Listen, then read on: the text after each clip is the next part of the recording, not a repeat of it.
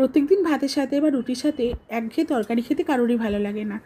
আজকে একটা চটজলদি রেসিপি বানিয়েছি। এটা অনেক পুরানো রেসিপি, তো তোমাদের সাথে আমি শেয়ার করছি আমি কীরমভাবে বানালাম। দুটো টমেটোকে তেল মাখিয়ে ভালো করে পুড়িয়ে নেবো যতক্ষণ না টমেটোটা নরম হয়ে যাচ্ছে। এবার আমরা গ্যাসের মধ্যে ওই 3খানা শুকনো লঙ্কাকে ভালো করে পুড়িয়ে নেব, যেন খুব সহজেই হাত দিয়ে মাখা যায়।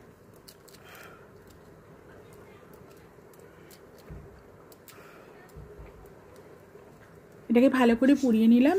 এবার একটা কড়ার মধ্যে একটু সর্ষের তেল নিয়ে কয়েক কোয়া রসুন আর একটু নুন দিয়ে ভালো করে রসুনগুলোকে ভেজে নেবো, যাতে রসুনগুলো মাখা যায়। ওটা যতক্ষণে হচ্ছে সাইডে একটুখানি টমেটোগুলোকে ছাড়িয়ে নেবো। খুব সহজেই ছাড়ানো যাবে কারণ আমরা তেল দিয়েছিলাম।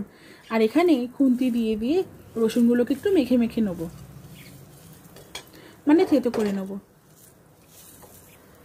এবার এর মধ্যে পোড়ানো শুকনো লঙ্কাটা গুঁড়ো করে নেবো হাত দিয়েই। গ্যাসটা কিন্তু আমাদের জ্বলছেই।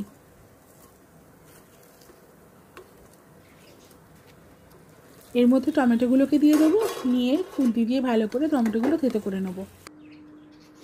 এবার এর মধ্যে একটা ছোটো সাইজের পেঁয়াজকে কুচিয়ে এর মধ্যে দিয়ে দেবো। এবার ভালো করে এটাকে মিক্স করে নেবো। আর উপর থেকে একটু সর্ষের তেল দিয়ে দেবো। আমার কাছে ধনেপাতা ছিল না, তাই তোমরা চাইলে এর মধ্যে ধনেপাতাও অ্যাড করতে পারো।